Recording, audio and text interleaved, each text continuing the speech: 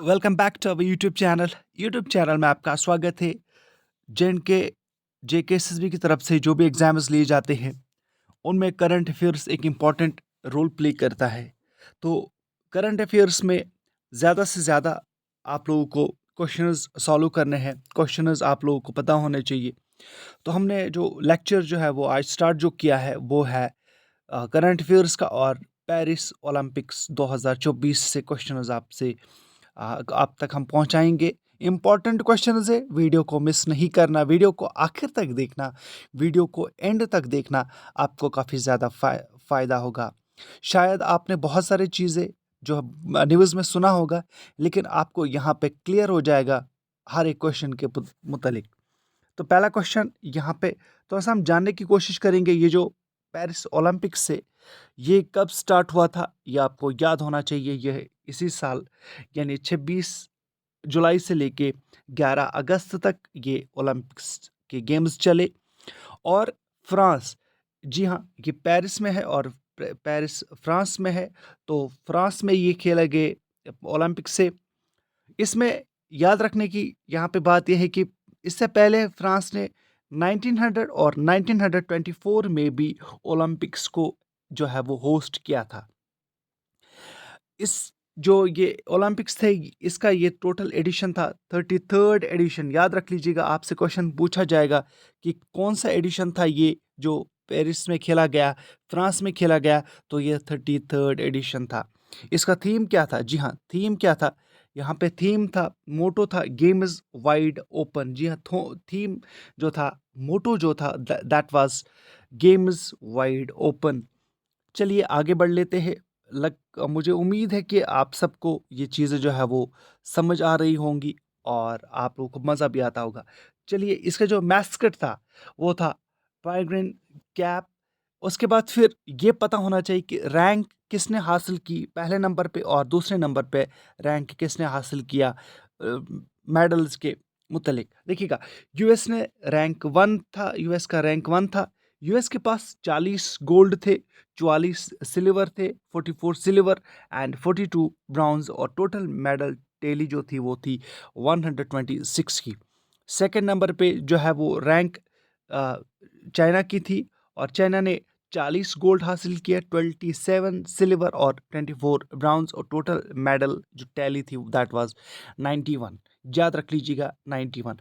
उसके बाद फिर हम इंडिया के बारे में अब बात करेंगे कि इंडिया की तरफ से जो पेरिस ओलंपिक्स में जो परफॉर्मेंस दिखाई गई वो किसने, और कौन कौन प्लेयर है उसमें शामिल।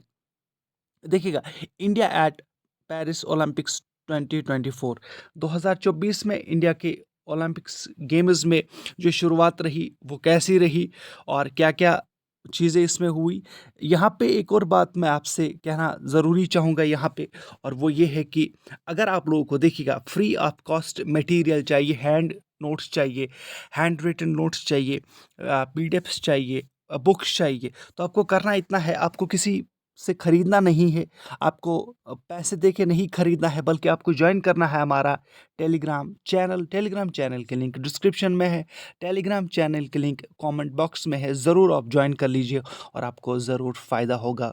कमेंट बॉक्स में ज़रूर आप ज्वाइन कर लीजिए। जी हाँ, मैं फिर से कहूँगा कि कमेंट बॉक्स में हमारा जो कमेंट बॉक्स पिन करके है हमारा जो टेलीग्राम चैनल है उसकी लिंक, और यहाँ पे टेलीग्राम चैनल में आप जब आप ज्वाइन करोगे आपको फिर फ़ायदा पता चलेगा।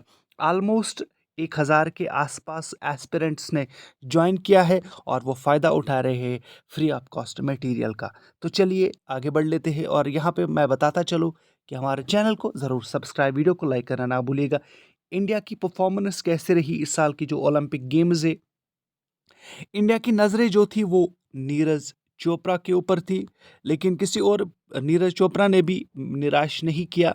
बाकी प्लेयर्स ने भी कंट्रीब्यूट किया। कौन कौन से प्लेयर है, कितने मेडल्स हासिल किया, आइए अब आगे जानने की कोशिश करेंगे। जानते ही आपको एक इम्पॉर्टेंट जो सेक्शन है ओलंपिक्स का उसके बारे में आपको नॉलेज मिलेगी। शायद एक और लेक्चर इसमें हम लाएंगे तो आप लोगों को जो है ओलंपिक्स से रिगार्डिंग जो क्वेश्चंस अगर पूछे गए एग्जाम में, किसी भी एग्जाम में, तो आप लोग उसको सॉल्व करोगे आसानी के साथ। चलिए, पीवी जो सिंधु है ओपनिंग सेरेमनी फ्लैग बियरर, जो फ्लैग बियरर था, जब ओपनिंग सेरेमनी हुई, उसका जो फ्लैग बियरर होता है हर एक कंट्री का, तो उसकी जो फ्लैग बियरर थी दैट वाज पीवी सिंधु, जो कि बैडमिंटन प्लेयर है, एंड शरद कमल, जो कि टेबल टेनिस प्लेयर है। जी हाँ, याद रख लीजिएगा, ओपनिंग सेरेमनी की जो फ्लैग बियरर्स थे वो थे पीवी सिंधु और शरद कमल। जी हाँ, शरद कमल और पीवी सिंधु। उसके बाद फिर जब क्लोजिंग सेरेमनी होती है, उसके बाद फिर जब फ्लैग बियरर होता है, तो hockey goalkeeper PR Sreejesh and Manu Bhaker. जी हाँ, पीआर श्रीजेश इसने रिटायरमेंट दिया हॉकी से, और ये गोलकीपर है। उसके बाद फिर मनु बाकर के बारे में हम आगे बहुत कुछ पढ़ेंगे। आपने शायद सुना भी होगा, मनु बाकर जो कि एक शूटर थी, उसके बारे में आपने बहुत सुना होगा। चलिए अब और जानने की कोशिश करेंगे कि इंडिया की परफॉर्मेंस कैसी रही, ओलंपिक्स में कितने एथलीट्स को इंडिया की तरफ से भेजा गया था। ये याद रख लीजिएगा, देखिएगा एग्जाम पॉइंट ऑफ व्यू से बहुत इंपॉर्टेंट है। एग्जाम पॉइंट ऑफ व्यू से बहुत इंपॉर्टेंट है कि कितने एथलीट्स को इंडिया ने भेजा था ओलंपिक्स में, किस स्टेट से ज़्यादा थे, मेल्स कितने थे, फीमेल्स कितने थे, ओल्डेस्ट कौन था और यंगेस्ट कौन था। शायद क्वेश्चन बन सकता है। तो चलिए या आप आगे बढ़ लेते हैं और देख लेते हैं। इंडिया ने 117 एथलीट्स को टोटल में भेजा था पेरिस ओलंपिक्स में 2024 के लिए, और इसमें 22 जो एथलीट्स थे, 22 एथलीट्स फ्रॉम हरियाणा से थे, 47 फीमेल्स थी और 70 मेल एथलीट्स थे। टोटल 117, याद रख लीजिएगा, टोटल 117 एथलीट्स को इंडिया ने भेजा था। कहाँ पे, याद रख लीजिएगा, एक बार फिर मैं आपसे कहूँगा, इंडिया ने टोटल 117 एथलीट्स को भेजा था ओलंपिक्स के लिए। उसमें से 22 हरियाणा से, 47 फीमेल्स थी और 70 मेल एथलीट्स थे। जो ओल्डेस्ट था, ओल्डेस्ट आपने बहुत बार सुना होगा रोहन बोपन्ना के बारे में, जो कि रोहन बोपन्ना और लिएंडर पेस की हमेशा एक जोड़ी हुआ करती थी, मिक्सड, हमेशा वो खेलते थे। और उसमें रोहन बोपन्ना जो है वो ओल्डेस्ट टेनिस प्लेयर थे, ये टेनिस खेलते हैं। ओल्डेस्ट कौन था, वो था रोहन बोपन्ना। जी हाँ, ओल्डेस्ट कौन था, रोहन बोपन्ना।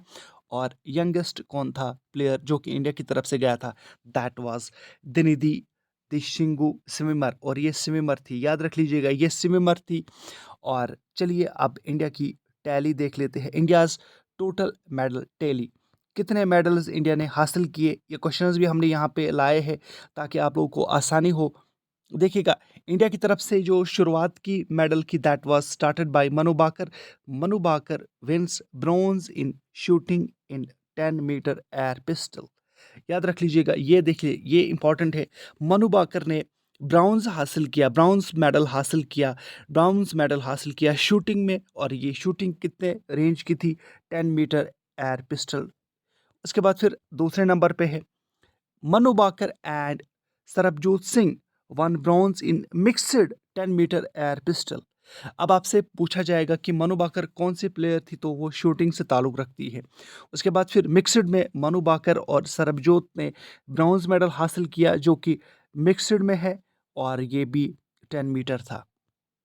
चलिए आगे बढ़ लेते हैं और आगे चलिए, यहाँ पे एक बार फिर से मैं आपसे कहूँगा, अगर आप लोगों को फ्री मटेरियल चाहिए, फ्री नोट्स चाहिए, फ्री पीडीएफ्स चाहिए, फ्री बुक्स चाहिए, आपको पैसे नहीं देना है, पैसे खर्च नहीं करना है, आपको करना इतना है, आपको ज्वाइन करना है हमारा टेलीग्राम चैनल। लिंक डिस्क्रिप्शन में है, लिंक कमेंट बॉक्स में, ज्वाइन कर लीजिए हमारे टेलीग्राम चैनल को और हासिल कर लीजिए। जी हाँ, टेलीग्राम चैनल के लिंक डिस्क्रिप्शन में है, हासिल कर लीजिए फ्री मटेरियल को। Swapnil Kusale won the bronze medal in men's 50 metre three position. याद रख लीजिएगा, ब्रॉन्ज मेडल स्वप्निल कौशल ने हासिल किया, स्वप्निल कौशल ने ब्रॉन्ज मेडल हासिल किया, और ये 50 मीटर थ्री पोजीशन में था।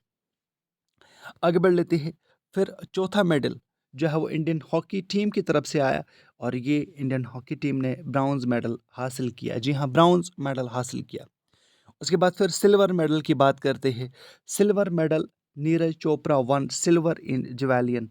टोटल जो है वो याद रख लीजिएगा, लास्ट टाइम सिल्वर जो नीरज चोपड़ा है, काफ़ी ज़्यादा परफॉर्मेंस किया था अच्छा, और इस वक्त इन्होंने इसमें 2024 ओलंपिक्स हुए उसमें जेवेलियन में उन्होंने 89.45 मीटर्स थ्रो लगाया और सिल्वर हासिल किया। इसमें अगर कोई पूछेगा कि गोल्ड मेडल जो अरशद नदीम है उनके खाते में चला गया। उसके बाद फिर six medal Aman Sehrawat won bronze in wrestling in men's free style in 57 kg। कितनी kg? 57 kg। चलिए याद रख लीजिए इनका नाम क्या था, अमन शेरावत। तो यहाँ पे जो बात हमें पता चलती है, 5 ब्राउन्स और 1 सिल्वर मेडल जो है वो इंडिया को हासिल होता है। अब यहाँ पे क्वेश्चंस जो है एमसीक्यूज के तौर पे हमने लाए हैं ताकि आप लोगों को पता हो, आप लोग ने जो अभी तक पढ़ा क्या आप सॉल्व कर पाओगे, उसको देखते हैं, आपके लिए ये अच्छा रहेगा। Which country won the bronze medal in hockey event at the Paris Olympics 2024?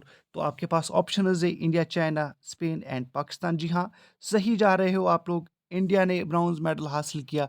मैंने स्टार्ट में ही आपको कहा कि जो प्रियार श्रीजेश ने, जो कि हॉकी गोलकीपर है, उन्होंने काफ़ी अच्छा खेल का मुजाहरा किया।